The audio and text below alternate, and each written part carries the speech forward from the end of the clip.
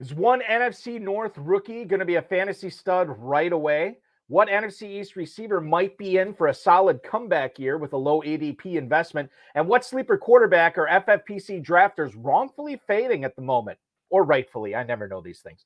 Plus, Jason Hamilton, an 8-time winner of FFPC and Footballguys leagues, will join us to talk about a former stud tight end that might be returning to greatness in 2022. The ratio of boom, bust to conservative picks on his Footballguys tournament draft so far this year, and much more. We've got a great show for you. Farrell Elliott is here. Stick around. I'm Eric Balkman. Your high-stakes fantasy football hour starts now.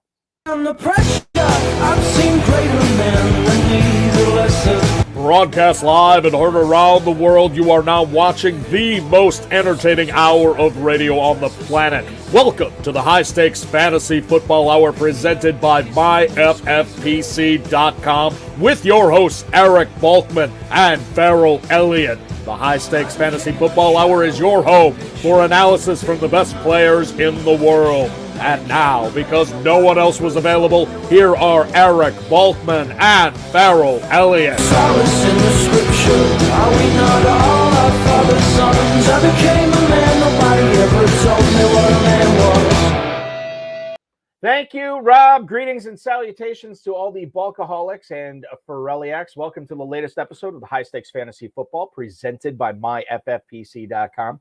I'm your slightly above average host, Eric Balkman. My co-host is the definitive commissioner of fantasy football, Farrell Elliott. Coming up on tonight's show, we're going to tell you what we think you should be doing with those Baltimore Ravens running backs. Seems like there's about 17 of them in that backfield currently. We're going to talk about whether one NFC tight end is not being drafted high enough. And then Jason Hamilton is going to join us to talk about how he's won 8 FFPC and Footballguys titles, his thoughts on TJ Hawkinson this year, and much more. If you want to connect with us on Twitter, we are at HSFF Hour on Twitter. At Eric Balkman is my personal account. I also found out there's a Balkman spoof account this week. I didn't realize that at all.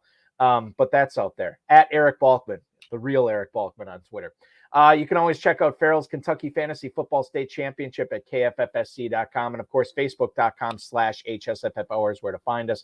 Email the show at highstakesfantasyfootball@gmail.com. Throughout the week, we'll try to do our best to get to all the emails, the tweets, the chat room questions throughout the program, especially in the fantasy feedback segment coming up later on in the show. Thanks to my audio engineer and my best friend Bryce and our producer and mutual friend Rob. As a reminder, the deadline, the early bird deadline for the FFPC main event is Tuesday. You can win $1 million in it, and you can save $100 off your first team, $500 off each additional team. Remember, starting Wednesday, those prices go up. So you want to make sure you're in by Tuesday. Make sure you get all your teams in by Tuesday so you can save the maximum amount of money this year. The Footballguys early bird promo is live as well. Remember, if you draft by July 15th and register prior to June 30th, you get a free $35 FFPC team credit into your account. We'll do that up to 3 times for you as well. So that's well over $100 in free teams if you want to take advantage of that. The 2022 FFPC Best Ball Tournament grand prize and prize pool is doubled. $125 could get you $200,000. The Superflex Best Ball Tournament is launched as well. We did that a couple of weeks ago. That's just $35 to enter, and you can win 10 grand doing that as well. Plenty of dynasty startups going on this weekend and going forward. So if you still want to scratch that maiden itch, probably not the best phrase for it, but that is available at myffpc.com. Plenty of slow, live, and sit-and-go best ball options, all at myffpc.com. And don't forget about the Run to Daylight Championship. Just 3 leagues remain in that, including one that's going off on Sunday night. So if you're winding down or maybe amping up because you get an extra day off this weekend with Memorial Day, maybe you want to take a break, enjoy some Kentucky fantasy football drafting. Of course, the Draft Master is also available. They're bringing my co-host right now, the incomparable Farrell Elliott. And Farrell, I got to tell you, I was kind of upset this week. I found out in my terrestrial radio show in Northeast Wisconsin a week or so ago that A.J. Dillon was actually going to be popping aboard. So I had all these fantasy questions and I was ready to ask him that and get into it. And then because of how the Packers scheduled their OTAs this week, there was no guarantee he could get on during our show. So they had to tape the interview without me. So I wasn't even able to be on it. But A.J. Dillon was on my show this week. It was fun. I just got to listen to it with everybody else, didn't get a chance to talk to him. And I had so many fantasy questions for him, man.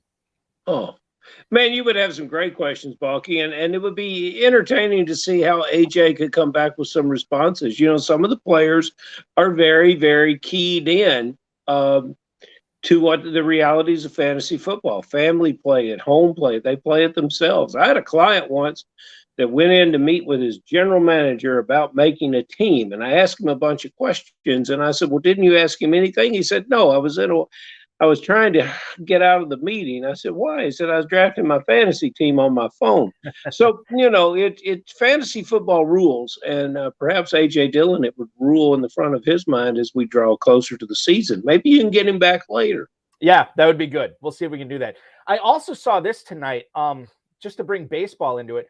Apparently, two outfielders for the Reds and Giants, Tommy Pham and Jock Peterson, got into an argument during a rain delay. The game between the Giants and Reds was delayed because of weather. And apparently they got into it, and one of them slapped the other one. And I'm like, this is really bizarre. And apparently it was an argument over, you guessed it, a fantasy football league that they're both in together. Really bizarre stuff. We could see suspensions from Major League Baseball because of baseball players arguing over a fantasy football league that they were both in. Well, that's why it's important that organizations like the FFPC and the KFFFC police the activities and demand civility amongst the players. We have never suspended anybody for slapping another major league outfielder.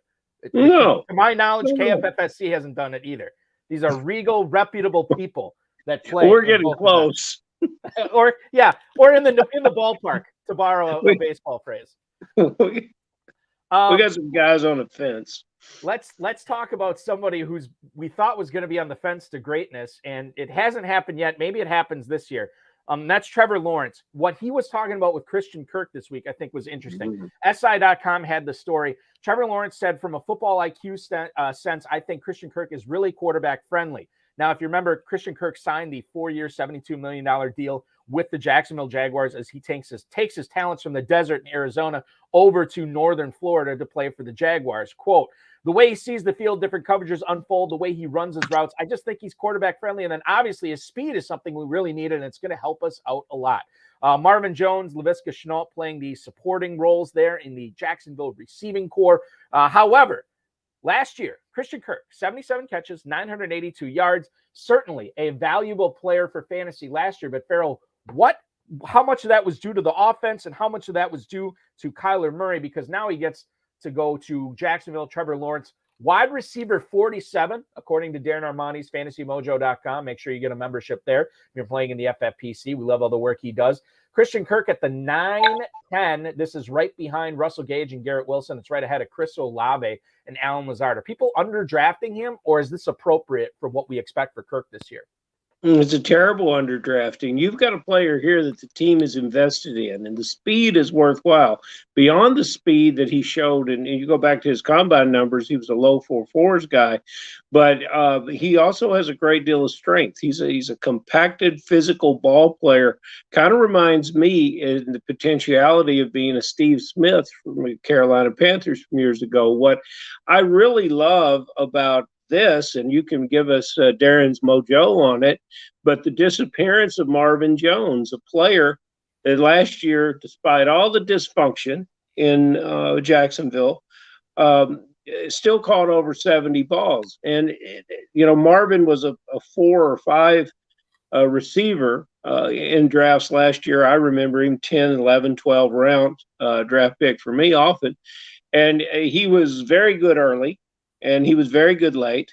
And when we all needed him during the bye weeks, along with a lot of his other Jacksonville teammates, there was nothing there. But those two guys represent steals as far as I'm concerned in this draft. And Trevor Lawrence will emerge from a very rough and difficult year last year. He'll flip those numbers of touchdowns to interceptions and probably improve on them even more.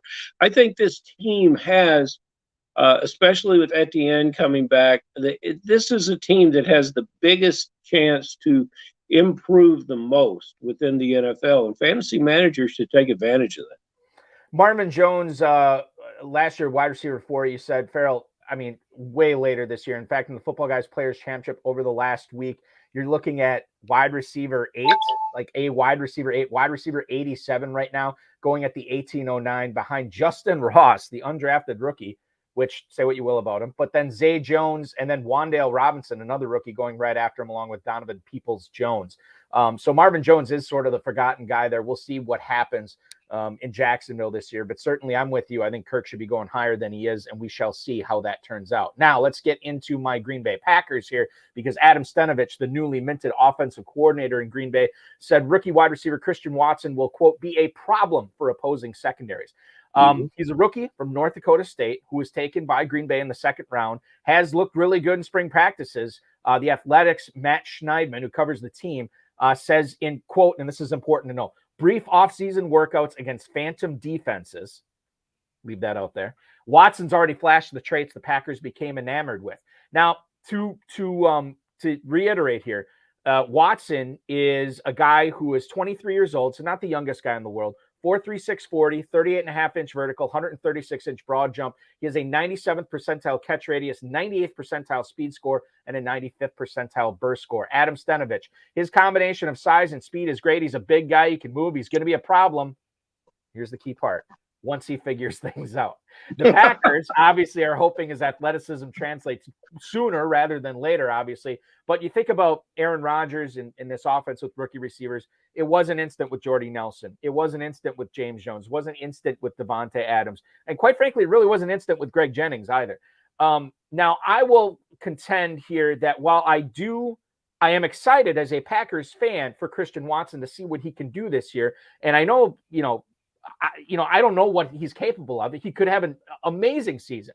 More than likely, he probably won't. The difference to me, and this is what I keep hammering home, with Nelson and Jones and Adams and Jennings, while all that's true, that it took a while, there was a situation where each one of those guys came in. There was already an established player there. Right. With Adams, there was already Jordy Nelson. With Jordy Nelson, there's already James Jones. With James Jones, there's already Donald Driver. And all these guys, and Greg Jennings to a certain extent as well. So he always had this old reliable guy, much like what Devontae Adams was last year.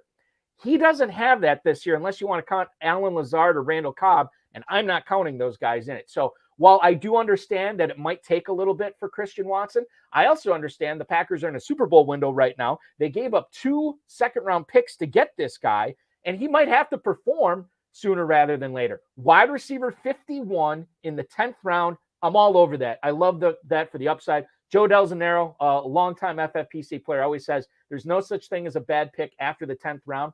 Christian Watson's in the 10th round. You can't go wrong with Watson in the 10th. I'll plant my flag on Watson in the 10th for that. No, and we won't see him there for long. Get him now. Play in your Footballguys championship and get this player on your roster now in the 10th round, because you won't get him that way in August. As soon as we see him play. Now, we've got some quant numbers on this guy that as far as some of the things you read about his vertical and where his percentiles is with those things. But yes, Devontae Adams came into the league in 2014. And so that's a lot of years ago with different expectations. Players are better prepared to merge into the league from college now. And you say this player is a little older. Maybe we'll talk about some other players that are a little older. A lot of them are in that situation, 22 late, 23 during the season, some 24 or even 25. And that has a lot to do with the COVID and the transfer portal and things keeping players in school. This is a very good player. You have reason to be excited, Balky. Upside, especially the separation upside of what he can do after he catches the ball and take it to the house, because there's some good corners in the league, but there's not really anyone fast enough to catch him or physical enough to deny him the ball. And I think he's the type of guy that will get schemed into the game plan a lot, whether it's jet sweeps or what have you. Like Watson's going to touch the ball a lot. Whether, how fast you can pick up the offense, how fast you can catch up with the speed of the game and going against, opposing teams' best corners, maybe sometimes at certain points of the season, that remains to be seen. I'm still cautiously excited about him this year. You should be. Anytime I get a coach talking about fantasy football, I'm always excited. Frank Reich, the head coach of the Indianapolis Colts, was speaking at OTAs on Wednesday. Quote from Frank Reich, according to Zach Kiefer on Twitter: "If I was a fantasy owner, I consider drafting Naheem, referring to Naheem Hines. Now, Matt Ryan is the quarterback this year, as opposed to Carson Wentz, who did not like to target the running back position last year. He played 17 games last year, did Hines, only 16 in 2020. Hines' targets went from 67 to 57. He caught 23 less balls for 172 fewer yards and only 1 touchdown last year. He finished his fantasy overalls running back 71 in half PPR games. He was number 31 the previous year. Now, with Phillip Rivers at quarterback. Now, you get Matt Ryan in there, and I'm telling you, our spike week's going to happen with Hines, maybe a couple. I'm not too excited about it. But as far as like that safety guy with, whatever happens, injuries, bye weeks hit you or whatever, to get Naheem Hines at the 1204 as running back 48. And I know they added Philip Lindsay, but that dude doesn't do anything in the passing game. There is something to like about Naheem Hines in the 12th round here. Yes, there is, and Coach said it right. You should consider drafting Naheem Hines. And I don't believe I've ever been in a fantasy draft where I did not consider drafting Naheem Hines. He's always there. Right now there's some other running backs I like around number 12 better, but especially in best ball tournaments and that format that's forthcoming in a variety of ways later on in the season, Hines is a good player for that format. So why not? Why not indeed? We have Jason Hamilton coming up in just a minute here, who is an 8-time winner of FFPC and Football Guys leagues. He's going to talk a little bit about his Football Guys drafts this year. And he's going to talk a little bit about how he was able to win all those leagues over the last several years. The last thing we do before we get to Jason is talk a little bit about Curtis Samuel. I know, try to curb your enthusiasm here. Ethan Cadeau on Twitter reports that Curtis Samuel is participating in off-season workouts and, quote, said, "I feel good, I feel fast," after he had a real rough 2021 season. In fact, in 5 games, he only played 84 snaps his first year with the Commanders. He had hamstring injuries. He had groin injuries. He does say he's back to 100% this year. Now, I know everybody's excited about Terry McLaurin. I feel like Washington's going to find a way to get him an extension before the start of the year, so he's going to be ready to go. Obviously, they used their first-round pick on Jahan Dotson. You would think that Curtis Samuel would probably be the number 3 receiver, and obviously in 3 receiver sets, he'd be out there. In 2020, he did post over 1,000 yards with the Carolina Panthers. Now he's basically free in drafts. He was kind of going late in 2021 drafts as well. Now we moved to 2022, Farrell. He is in the Sammy Watkins, Robbie Anderson, Van Jefferson, Corey Davis region of the 17th round, basically free. Are you seeing any value with Curtis Samuel that late?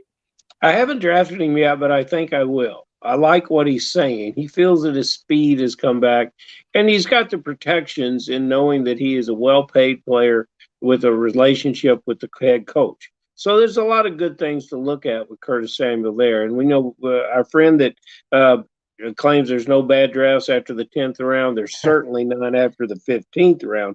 No bad players. Curtis Samuel, you would have had to pay a lot more in years past. It's like buying that cashmere overcoat on the July 4th sale, Walkie. Go ahead and do it. Might be some cold days coming. I love the analogies from you. We get a new great one every single week. That's perfect. I don't know. We also get, they're all great. Trust me, they're great. They're fantastic. We want to bring in, speaking of things that are great, want to bring in tonight's guest, ladies and gentlemen. He's been playing fantasy football since Skip Hicks was beaten out by Steven Davis for the lead back in Washington. Wow. Or was it the Carolina Panthers? Something we might delve into tonight. He's tried to stay with it as much as time is allowed. He's been landscaping for what feels like 25 years. And over the time, not all 25 years he's been playing fantasy football, but over the last several years with the FFPC, he's pounded out 8 titles in both the FFPC and the Football Guys Players Championship. Please welcome into the program, making his debut, the another incomparable player coming on the show tonight, Jason Hamilton. Jason, welcome to the show. Happy early Memorial Day to you, man. Hey, happy holiday, guys. Good to be here. We're excited to have. So this is good that we got you on a night when you're not drafting a Football Guys team, right? Am I tearing you away from that? Oh, it's here, but I got a delay, so I can spare some time, I think. So perfect. Yeah. That's always good to hear. When you are not winning FFPC leagues, you've been a big landscaper basically since the 90s. Yeah. I got it in early. It was high school. Probably actually junior high school, a little bit out in the woods doing some pruning, but it took a while. So I've done golf courses, sports fields for school systems. So it kept me busy. And hey, I love the outdoors, and I love the fall. Up here in the Northeast, the fall is awesome. If you've ever been here, if you haven't, you got to make a trip. Put it on your bucket list at least. Get up here sometime when the colors turn. There's all kinds of resources to time it. So, even for a quick trip. So I'd recommend it. But outside is where I want to be, and outside is football season in the fall. So I'm really looking forward to this season with some of these guys. So Fantastic. Well, tell us exactly where you are. Where's home? I'm in Massachusetts, Lunenburg, Massachusetts. We're up near the New Hampshire border, but it's part of New England. So we're out in the Northeast. I love it. So you're the aspect of your landscaping business is as we move into summer months. Does that move more into caring for the lawns themselves, or are you basically a landscaper with bigger projects throughout the year? No, I didn't do too much big contracting. That's how I got into the business. Actually, I did plenty as a laborer, when I started out, and it was fun. A lot of hard work, moving stuff around, but it was fun. It's a great entrepreneurial aspect of being out in the world. And I've noticed that in the KFFSC, a lot of our guys that are into that or a similar business do very, very well with us because you have some solitary time when the world is leaving you alone. So I'm going to hit you with a question where you can share some of your knowledge. And I think it's a kind of a difficult question. I'm going to give it to you the way it was worded. Right. As we move from dynasty to redraft, why do you think football guys drafters should try to acquire Ken Walker at the 6-7 turn? And I think there's some tricky aspects of that question. And after you answer it, I'll tell you why. Okay. All right. In my opinion, he can do it all. It's going to be volume. It's opportunity and volume, first of all. One of the big obstacles he will have probably is that NFC West. But you got some teams now with a couple young quarterbacks, or rejuvenated quarterbacks now with a little stuff going on. And I don't know, it's there for him, I guess. Yeah, it is. It's really about opportunity. Well, I think it's so there for him, and I love the opportunity so much. And Balky and I have talked about this player along with Breece Hall, and I don't see the separation in them to be that great. And I think that as we move towards that great fall season that you're looking for, he's going to be going up the board. So 6 and 7, I think, is a bargain now. They got to run the ball, guys. They have to run the ball there, to help that defense out, because they're not going to be throwing a bunch unless they pick someone up and make a deal. What's the percentage chance, guys, that Chris Carson makes that team? Is it less than 50% at this point with the addition of re-signing Rashad Penny and then the drafting of Kenneth Walker? I don't know. Spine surgery, especially neck surgery, that scares the heck out of me. From taking contact. I mean, and I can't trust Pete, really. It's sunshine sometimes when it's not. So, yeah. So if he's there, he'll contribute, but neither he nor Rashad Penny have proven they haven't had a guy stay healthy in a while. We're going, I don't want to go too far back, but a while. So, we'll see what happens. I'm a little worried about the division and maybe, the way they call it, but he does it all. And he should have a shoe in right away and run away with it if he can. If that, the defense could keep him in it while he eats time off the clock, I think that's a great scenario. And I think at 6-7, if he's your, if you wait a while, even if he's your first, but second or third, as a third, I love him as a third. Fantastic. Talk about a boom bust guy. I consider him a boom bust guy. Yeah. And Hudson Kern Reeve in the chat room right now, he wants to know how good is Ken Walker in PPR versus Breece Hall? And let me just put this to you, Jason. is the disparity between what you have to invest in Breece Hall to get him rather than what you have to invest in Ken Walker correct? Breece Hall is at the 3-4 turn. Kenneth Walker is all the way down at the 6-7 turn. Are you just better off waiting on Walker because that's a better value between the two in PPR, like the FFPC and KFFSC? It is about value, guys, because you got 20 spots, and between what you can take up, between making free agent moves, bottom line 20, you start 10 of them. I'm sorry, where were we? Right there. I'm just asking you from a question from the chat. With Ken Walker going at the 6-7 and Breece Hall, the two top rookie running backs. Yeah. And like to me, that's quite a disparity between what you have to invest in for draft capital. But when it comes down to it, because it seems like you're pretty bullish on Ken Walker, to me it seems like you're better off waiting on Walker in the 6-7 turn rather than investing in Breece Hall in the 3-4. Yeah, it's what you're sacrificing, I think, at wide receiver, or if you decide to go early quarterback, they're both there probably. A couple top guys are both there then. And wide receivers, still pretty deep this year. I've seen Adams fall a little ways, and I can't believe that now. I'm excited about Vegas this year, sure. With I think Renfro's going to have a big year too. But we'll see about that. But it's he's not going to be the next Edelman, but McDaniel's hopefully got the seasoning he needs now to really set it loose with these guys, in his own gig. Yeah, those New England roots run deep, Balky. Yeah, only a landscaper could trace them throughout they run very deep on that. Yes. Yeah, it's the old Yankee, cheap. We want to get that cheaper. So, Jason, let's talk about a guy near and dear to my Florida State Seminoles fandom, Jameis Winston. We don't talk about quarterbacks a whole lot on the show. Maybe we should with the Superflex tournament now in full gear. But he's going really late in drafts right now. Winston is. And I look at this team now. To me, Michael Thomas is gravy. I'm not really counting on him to do much this year. But they still have Alvin Kamara, and I know he's facing the felony charges, so we'll see what happens there. But high-stakes owners don't seem to be scared off him too much. You have Chris Olave, who they invested a first-round pick in, one of the more pro-ready guys. And then they went out and signed Jarvis Landry as well. Jameis Winston is not a guy that's afraid to push the ball downfield. And certainly we don't like interceptions as fantasy players. But at the same time, we love yardage. We love touchdowns. And it seems like Winston, as far as, and I'll give you the mojo on him right now as far as where he's going, but Jameis Winston is quarterback 20 in the 16th round. Man, if you wait on quarterback to get him as your backup, I think you're doing it the right way. And quite frankly, I know there's some crazies out there, and maybe they're not so crazy.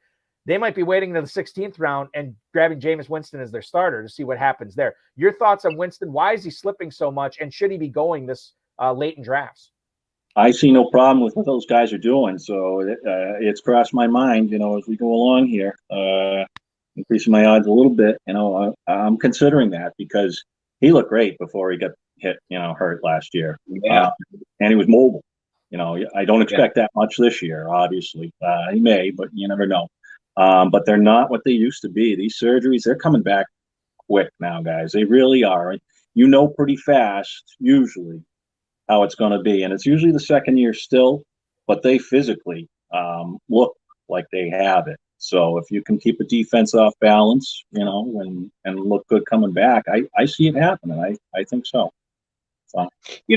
Guys, and you said something very interesting in that question there, Balky. It's 16th round, and I know that that's Darren's average, but if you're going to make this guy your quarterback, I don't advise waiting that long, because if he doesn't make it that long, there's not a lot behind him that you would want to go with. He's a gunslinger. He's got a short memory, and he has some tools there. So you're going to get some scoring from him, and. He did sit there and learn a little bit behind Brady in Tampa before he made the move. So maybe we'll see if, he curbs that. But whether or not he throws him, as much as he does, and if he does, and it looks like he might have to, their defense isn't bad, though, guys. They're actually probably pretty good down there, too, still with that. But, the running game, a little nervous about it. So we'll see. I don't think it's a mistake to be in business with that player, but Balky and I want to ask you about a player that I see drafters take this player and immediately have remorse at the live events. They'll draft him and then they'll say, "Oh, I guess I'll have to take Chubb." That's how they draft him. That's how they call his name out. And I wonder this year, as he continues to drop in the draft, how far does he have to go down where he's actually valued, where you're actually excited about drafting him? And what do you see from him this year? In Cleveland? Yes, sir, because that's where he's going to be. Yep, it is going to be there with Hunt behind him. But it looms on Watson a bit too. But he's consistent. It doesn't matter who's been there. Mayfield was competent enough to keep things going, but Chubb is one of the best backs I think that's out there. He just doesn't get the opportunities. I don't know what it is in Cleveland. I really don't. We'll see. Things are looking up maybe this year, and I am bullish on Chubb this year. He has now Amari Cooper has joined the crowd there. They just paid. Wow, did you see what they played? Njoku? Yeah, that case just saw that a few hours before. Million. That is a lot of change. Guaranteed, for David Njoku. Guaranteed almost $30 million. So they're looking to add some toys around, and that can only help between Watson and getting a little more on the outside there. Those lanes are going to be even bigger, and he doesn't need a big lane. So I love him. The PPR, we'll see. It's not that he's not capable. So it's just we'll see what they do with it this year and what Deshaun does this year. So, but I am bullish on Chubb at 2-3. Absolutely, no problem for me. He's a starter. This is Alvin Kamara, Javonte Williams going right before him. James Conner, Breece Hall, David Montgomery going after him. He's running back 14 this year. Sometimes I think the Kareem Hunt thing might be a blessing in disguise because he is capable. It keeps Nick Chubb healthier for the whole season, although he always seems to miss a random game or two every so often in there for whatever. Yeah, exactly. So another question from the professor in the chat room. He wants to know if a zero wide receiver is relatively valuable given how many receivers are in drafts this year, how deep the position is. Now, the Dizzle also in the chat posts in here. He said he's heard some people saying that wide receiver is not very deep in the draft. Jason, I don't know how you feel about this. I know I couldn't do it in the FFPC or quite frankly, Kentucky, I couldn't do it either. But like, have you ever started a draft? Would you ever start a draft with, say, 4 running backs and a quarterback or 4 running backs and a tight end and avoid the receiver position until round 6? Yeah, I think so. There's still guys inside that top 10, even in top 12. If you have to start 3 in a league like that, then maybe not.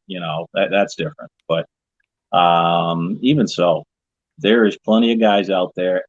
It's a throwing league nowadays, guys. It used to be you couldn't get enough running backs, and so the good ones do really, really go early at running back. So again, it's what value are you giving up when you get them? But Balky, the professor's pretty slick to get a question there to get him ready to play in the KFFSC. I see what he's doing there. Yeah, he's pretty because we have to start 3 wide receivers down here, Brother Hamilton. And Jason, I got to ask you something, and it has to do. Well, I want to finish up one thing with Dizzle first. I just concluded a Footballguys draft, my first one of the year, and at the 20th round, there were 6 receivers that I still wanted to take. So I'm a little wide receiver crazy, but I can find the guys. I want to ask you. This is off of our chart a little bit, but with your success that you've had, you seem to me to be a guy that it sticks to your own guns, as somewhat of a contrarian drafter, does not pay attention to ADP. These questions about individual players are all good, but Balky gave your resume as we went on tonight, and it's impressive. How do other guys get there? What's been your secret? See the gray hair? It's all experience. No, you got a cap on. I see the gray beard. Yeah, I still got a little pepper up there, but easy salt in my face, though. But no, how do I? Again, I'm sorry for. What's your Yeah, well, secret to I'm winning just all these asking you. leagues? Bulky has a question about a tight end, and I know he loves asking his Green Bay, and we probably need to move that along. But this is part of the question. He's going to ask you about a player here that's not being drafted very highly. I sometimes wonder why. I haven't drafted him much at all, and yeah, so I'm interested to see what your answer on this player, because I think that might answer my question. Before we get into it, Jason, are you a Packers fan? You know, I went to school quick after high school out to Ripon. Oh yeah, absolutely. Ripon, that's when the love affair with Green Bay began, huh? I was surrounded, guys, by a bunch of fibs when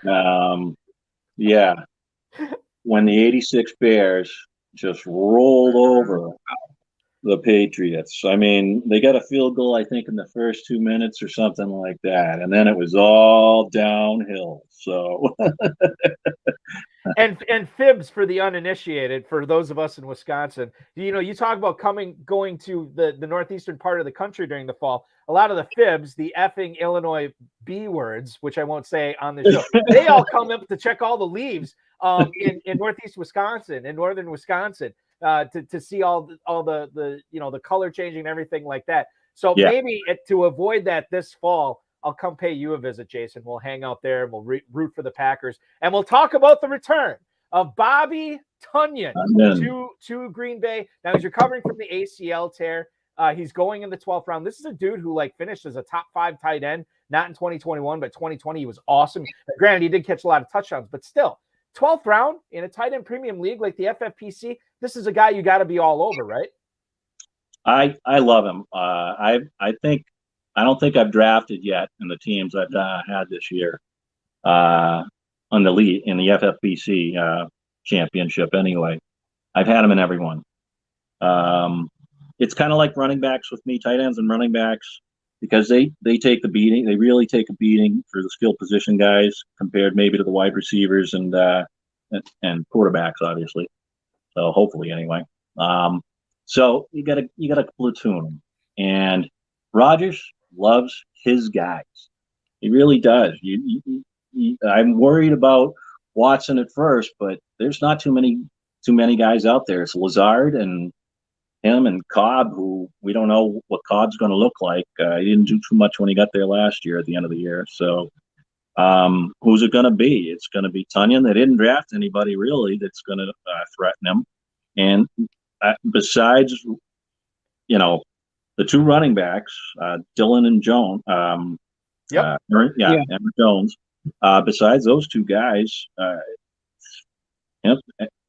Tonyan's the only guy he's familiar with out of them. So, what is he? He exploded 2 or 3 years ago. 2 or 3 years ago now. He's been good in that end zone. He found that end zone.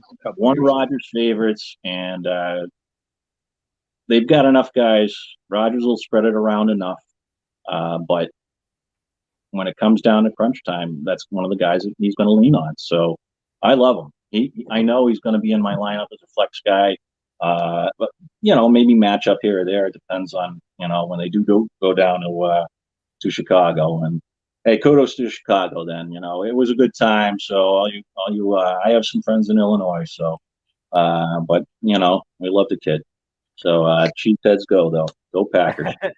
Let me ask you this, bro. You've got that resume of dynasty championships. Now, as you come out of that and go into your redrafts, the rookies, that love of the rookies and the evaluation of them has to set with you. I see a lot of rookies flying onto the draft boards in the early Footballguys championship. Who are some that that you're excited about that are going to stick with you throughout the drafting season all the way into August and September? It's really Kenny Walker. You're saying rookies, right? Yep. Yes, sir. Yeah.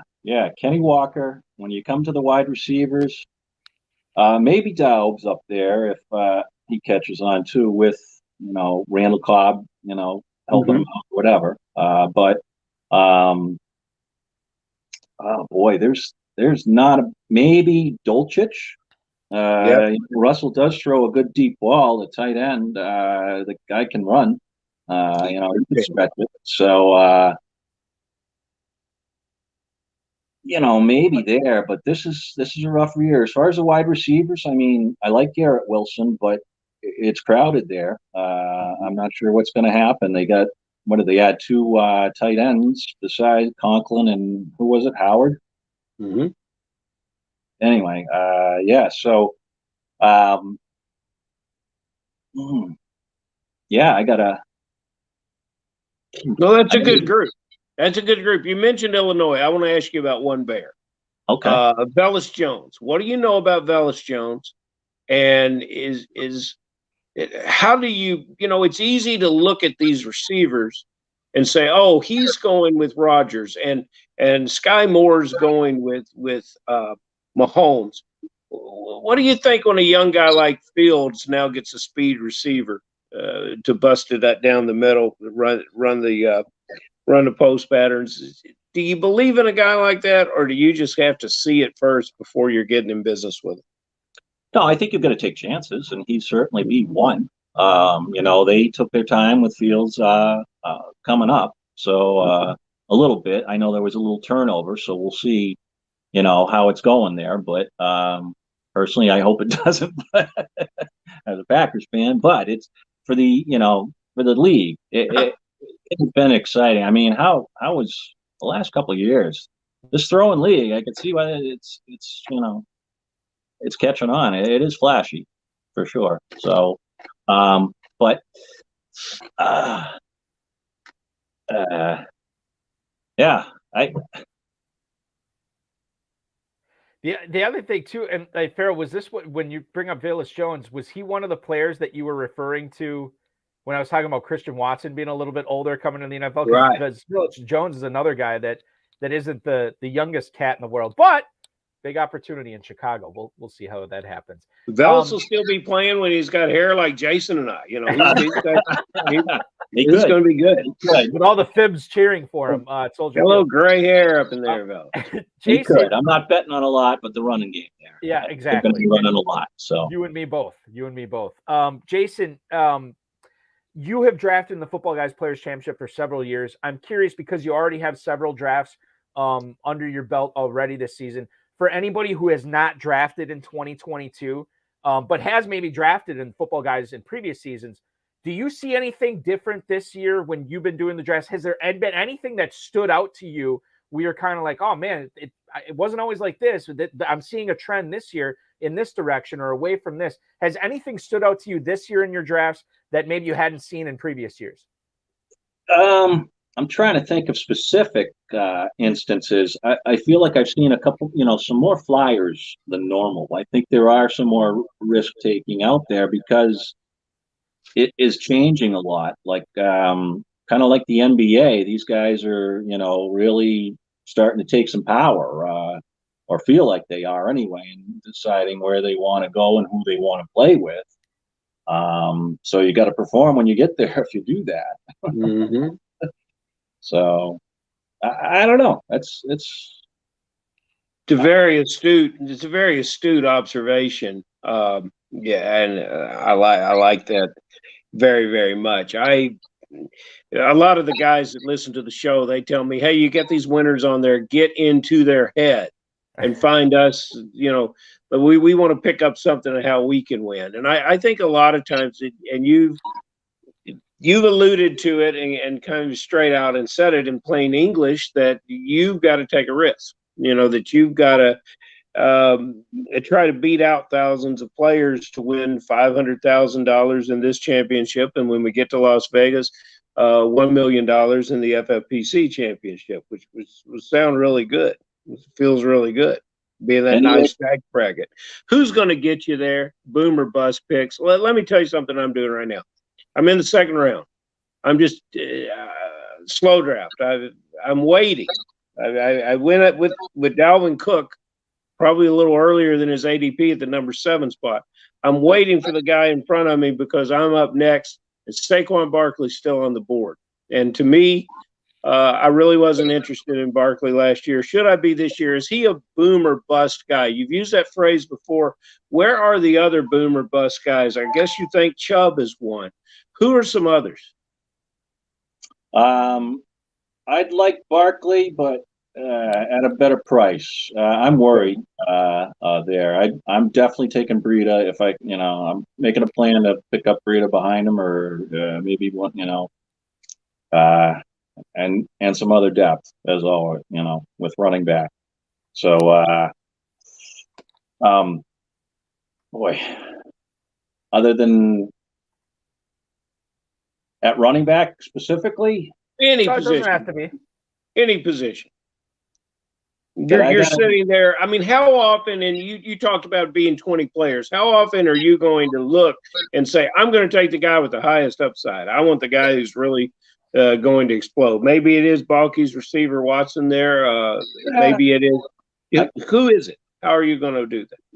It's going to be the end probably of the first half of the draft, somewhere in there. I would say.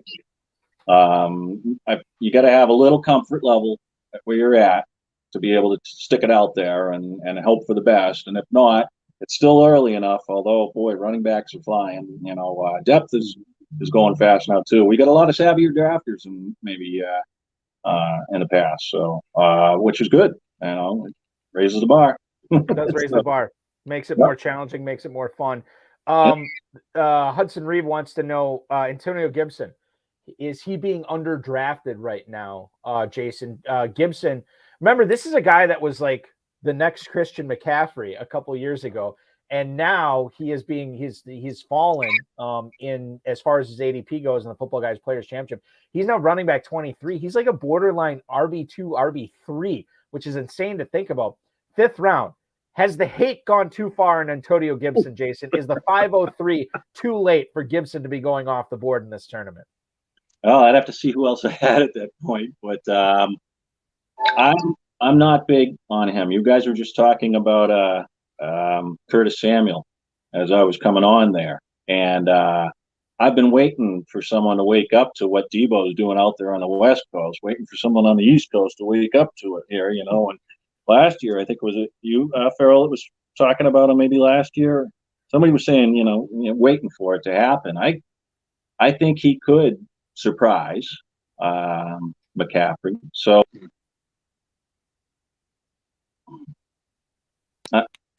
I'm sorry, not McCaffrey. Gibson. Over Gibson.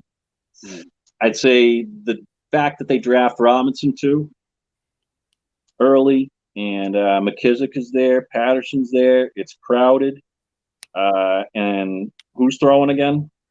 Not that it mattered last year, but so improvement this year. So, and I mean, is Samuel going to be the running back now, and Gibson going to go back to wide receiver here, or what? He's a former wide receiver, right, Gibson?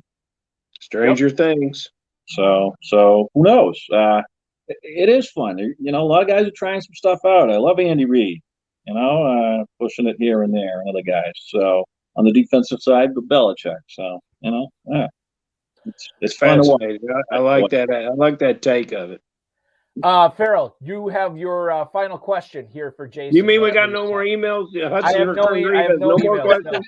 The professor has no more queries. I love it. Well, the professor's probably going to come up with something before we let Jason go. And right now we're all caught up. Great minds are working, but I'll go ahead and ask my question. I get to ask this question of everybody, Jason. It's the only reason they can do the show. I want to know the guy that you cannot stand, that you do not want on your roster, that you won't draft him at any number, or even if you drafted him, you wouldn't play him. And then tell me somebody that you're just really high on. Not a player that everyone else is high on. Okay. You got some people like that? I absolutely do. Yeah. And it's sad saying it from New England, but Gronk is the guy that I am not investing in at all. I don't want to get near him. He's 33, I think, something like that. But that's been a hard 33, in football years. Did you see? I think it was that hit last year. He took somewhere there mid-season or so, a little later maybe towards the end. He was just dropped onto his back, just slammed down on his back, and he stayed down a bit. And he was drafted with back trouble. And I've got a bad back, so I know it could be. And everything locks up. It's like I worry about Carson with the neck. When your spine isn't right, when your back's not right, nothing's right. So, Interesting.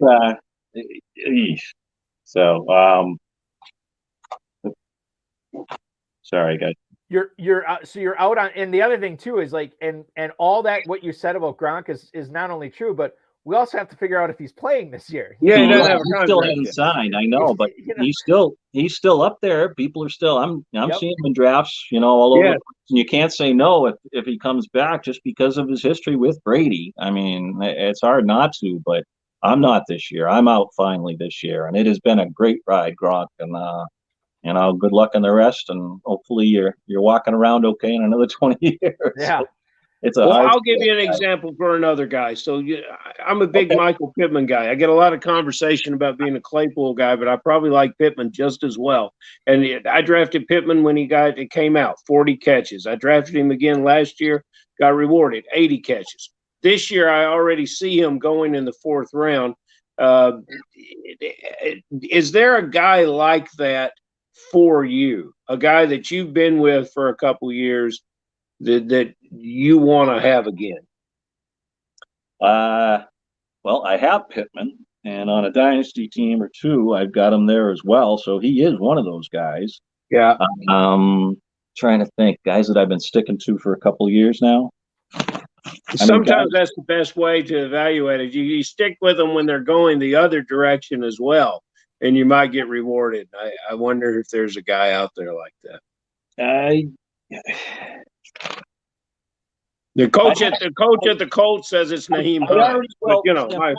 I'm trying to come up with someone else because we already talked about Tunyon, and he is my go-to guy because I really think everything's been positive that I've heard, and like I say, they're back, so it may take a little longer to get going. Well, just you two Packer guys, I'll tell you to just be like Aaron Rodgers when you can't do anything else. Go to Cobb. Yeah, that would be what you should do.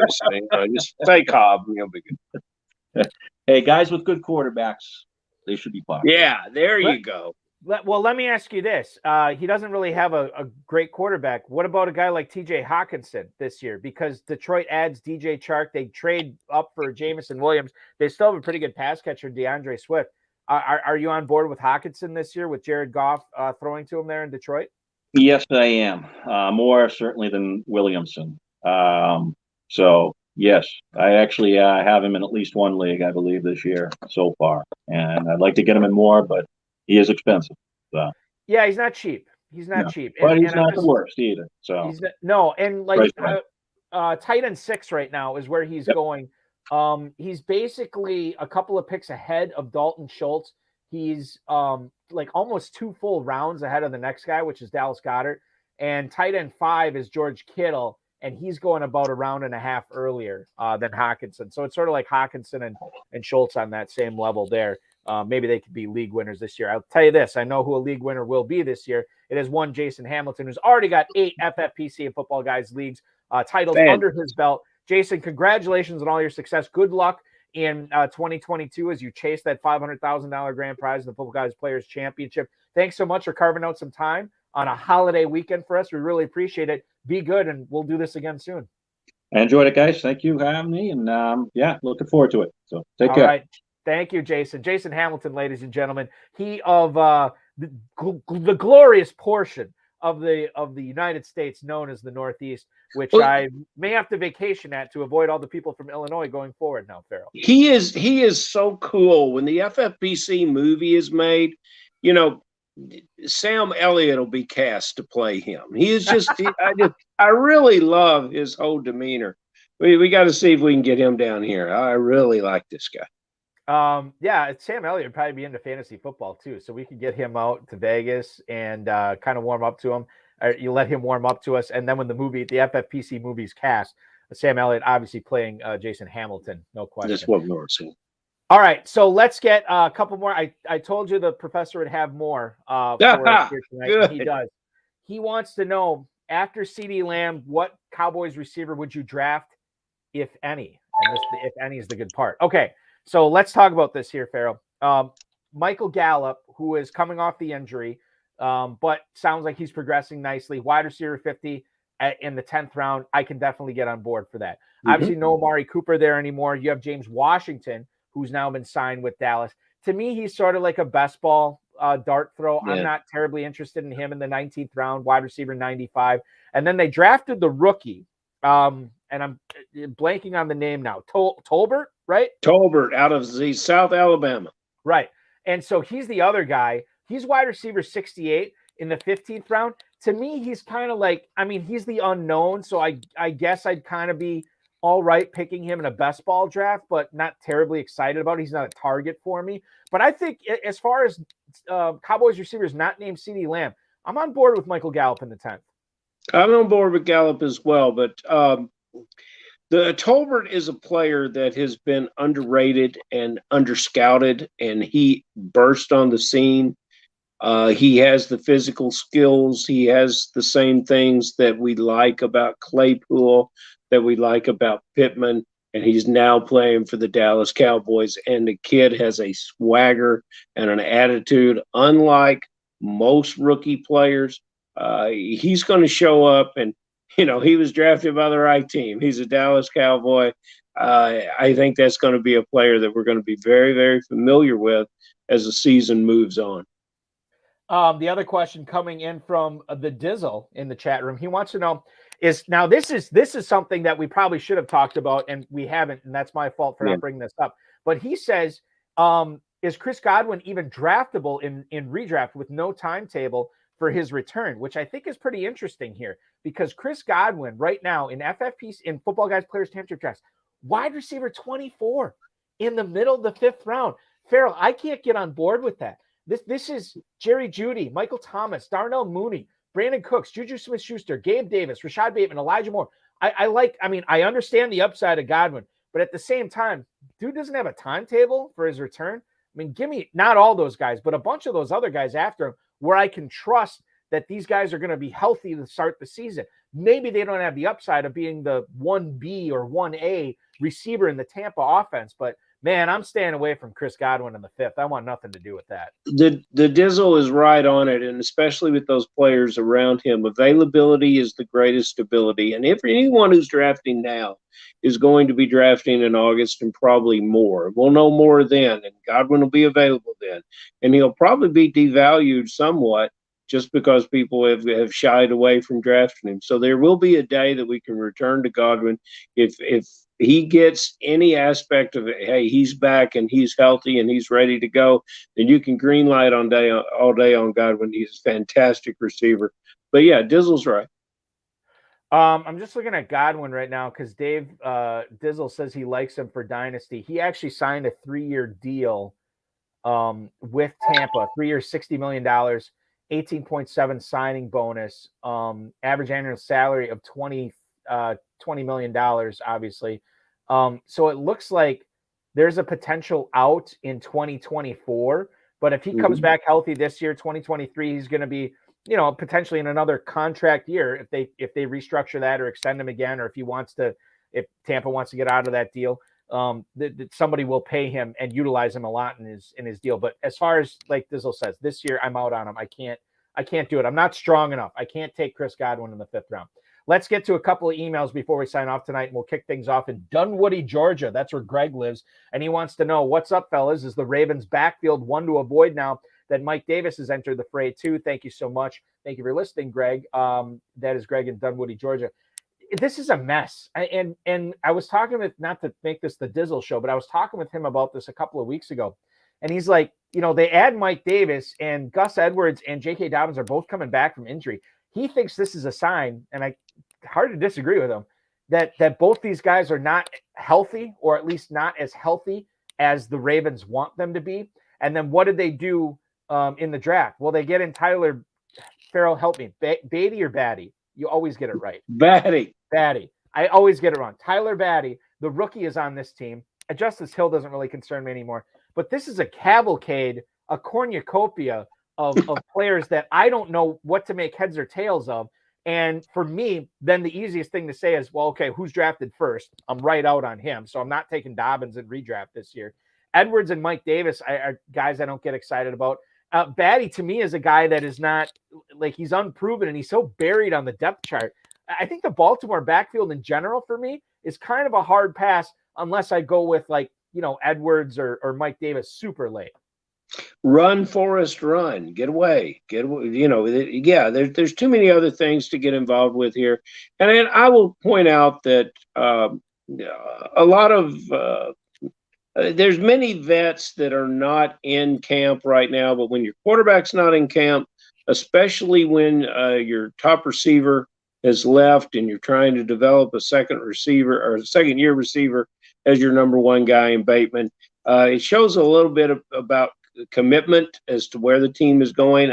I think things could be coming a little bit unraveled there. So this is a franchise that I might want to look the other way on, even at the tight end position. He might be a little too expensive now with what I see going on at the complex there in Maryland. Things may change, and I'll change along with them, but I don't like what I'm seeing in Baltimore right now at any position. Farrell, final email tonight, and I believe it's one we answered pre-NFL draft, but we'll take it again. John in Columbus, Ohio, has a question about Cole Kmet. He says, do you guys think that Cole Kmet should be going a lot higher than he is right now in FFPC drafts? Happy drafting season. That is John in Columbus, Ohio. Okay, so here's what I want to bring up to kind of preface this before we answer this question. Last year with the Bears, Cole Kmet, 60 catches, 612 yards, no touchdowns. We were talking about Bobby Tunyon's big year in 2020, where I think, and I don't quote me on this, but I believe he was tight end 3 in FFPC scoring, 56 catches for like 562 yards, I think, and 11 touchdowns. So obviously touchdowns were the biggest thing there. You take touchdowns away, Cole Kmet had a better season than Bobby Tunyon, right? And I know I'm crafting these stats to fit my narrative, and that's okay because, well, this is mine and Farrell's show, and I'm going to do that. So Cole Kmet this year, tight end 14 at the 1008 in tight end premium. He's going after Mike Gesicki. He's going after Rob Gronkowski, who we don't even know if he's playing this year. After the 2-year, the sophomore and Pat Freiermuth. After Dawson Knox, who has more competition for targets in that offense now. Zach Ertz, who's getting older and older. I mean, and I think you're going to side with me on this, and I think that you said you were a big fan of Cole Kmet earlier this season. I'll see if it's changed now. But 1008, tight end 14, this guy's got to go higher than where he is right now. Perhaps he will. There's just something about the way he relates to this quarterback that does not work for me. So I don't know if I can identify double-digit drafted tight ends that I can get cheaper behind him. If I have Kmet, I want to have 2 more, and I want to believe in those 2 guys as well. And I'm going. There's a lot of things that would depend on me starting this player because some of those other guys have a great deal of upside. And Kmet, he not only did he not score touchdowns, he struggled in the red zone, which is odd. He struggles to get any sort of separation that might be due to the passing game and the other people that are on the field with him. But he shouldn't. You think of guys that were low volume producers, but were standouts in the red zone as tight ends. Rudolph at Minnesota, he was a guy that would always get open. This guy just does not seem to get open, and this offense just does not seem to direct to the tight ends. So until I see that, I like the other guys a little better that you're mentioning. So is tight end 14 appropriate for him then? Or is it too high? I think so. And it's got to be appropriate. And then I've got to have 2 guys that I really almost like as much that I can steal later on. And, there might be Everett.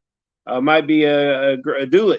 It might be someone that I think I can get later on. Maybe Njoku, because if they're going to pay him like this, they've got to have some big plans for him. And we didn't talk about Njoku at all because, and by the way, he is now I believe the 5th highest paid tight end in the league. I'm going to repeat that. David Njoku is now the 5th highest paid tight end in the NFL. David Njoku, who, by the way, Football Guys drafters are taking him right now. I got to scroll way far down on this. Yeah, you do. Tight end 21 at the 1302. Bobby Tunyon going ahead of him. Tyler Higbee, who had offseason knee surgery, is going ahead of him. Hunter Henry, Noah Fant, Irv Smith, by the way. I guess he's looking good now, but he was coming off a pretty serious injury.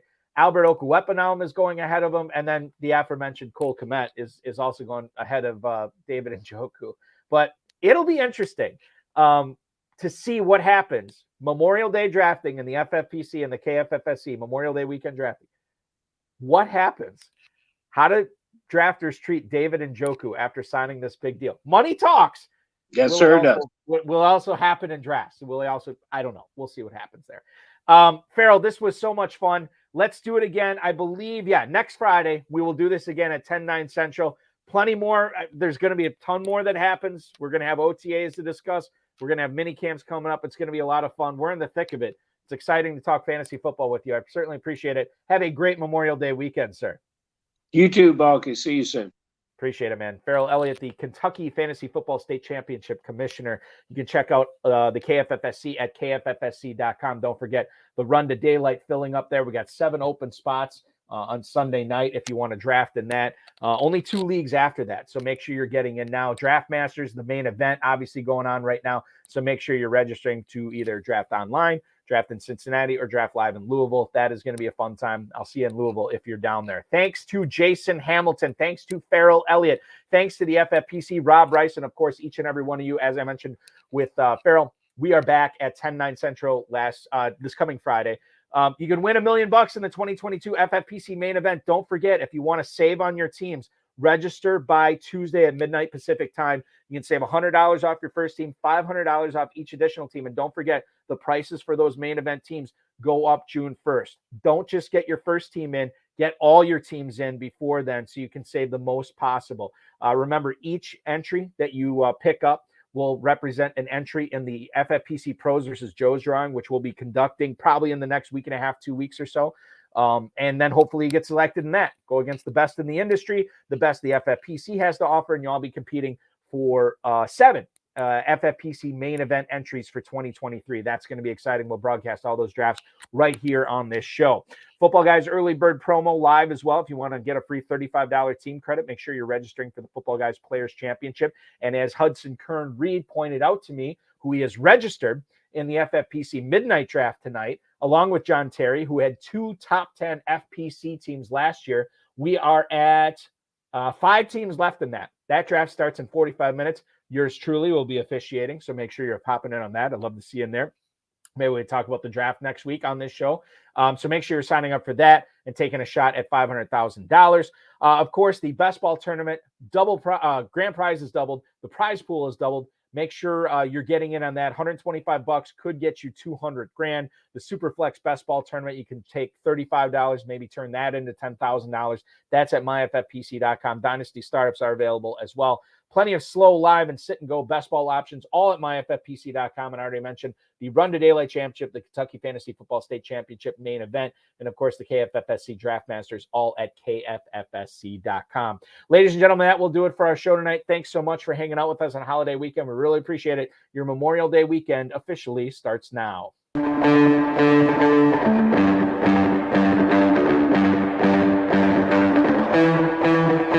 This has been another episode of the High Stakes Fantasy Football Hour presented by myffpc.com. It was broadcast live and was watched around the world. Balky and Farrell will be back next week with more analysis, more interviews, and more advice from guests much smarter than they are. Thanks for watching, and we'll talk with you again next week.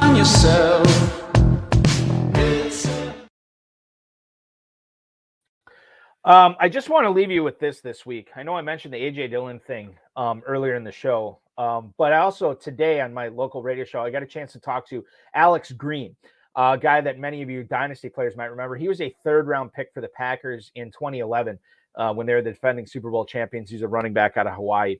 And basically, the reason we had him on is in November of this past year. After he got out of football, he got into alcohol and drugs pretty bad, hit rock bottom in November, and sent a text message to a phone number he got from the NFLPA for players to call, text when they're having these issues with depression, which he was battling, addiction, what have you. And he told me today he didn't care what would happen to him. He didn't care how drunk he got, how high he got. He didn't care what was going to happen to him. He didn't care if he ever woke up again. But he sent a text to this number just to lie to himself, to basically say, well, I did what I could. I asked for help and nobody answered. He thought this was a landline, just a toll-free number. So that's why he was doing it. He got a phone call from a woman there with the Trust, which is the organization that the NFLPA had in place. And her name, if I can find it here, Lachey Davis Williams, had a crying two-year-old son. But she listened to him cry about his life, what had happened to him, the bad place that he was in, and how he needed help at 1 a.m. for an hour and a half. And basically told him that she could help him. She said, we can get you to a rehab facility in Jacksonville, Florida in 2 days, but you got to get on a plane now. And he said, okay. And this was the only reason he texted this number, was because he thought he wouldn't get a call back. He wouldn't get a text back. He was lying to himself, basically thinking that, well, I did all I could, when in reality he couldn't. Fast forward now, this was in November 2021. Fast forward now to May 27th of 2022. He's 7 months sober, and he's basically, speaking, going around the country and speaking to young kids or people who need to hear it, people who, are embarrassed about needing help for mental health, or embarrassed about, telling their problems to somebody else, saying that it's okay and we're all dealing with something. And, if I can help you, then this is a win for all of us. He might get back into pro football. Maybe he'll get into coaching. He doesn't know yet, but it was a really inspiring conversation. And given that this is the last show we do in May, which is National Mental Health Awareness Month, I think it's important to bring that up. Shout out to all the veterans, everybody who served, everybody who's given everything on this Memorial Day weekend. We appreciate it. Make sure you shake a veteran's hand or tell a veteran's family how much you appreciate what they did for this country. But also remember that we're all struggling with something out there. We all have our issues, and that if you are one of those people, to reach out. It's not too late. Don't lie to yourself like Alex Green did and send out a real text to a number he thought nobody ever would get back to. Just tell somebody, that you do need help, and it's okay, because we're all struggling with something. I'll get off my soapbox tonight. That's it for the show. Thank you so much. Good mental health. Good Memorial Day weekend to you. We'll do this again next Friday.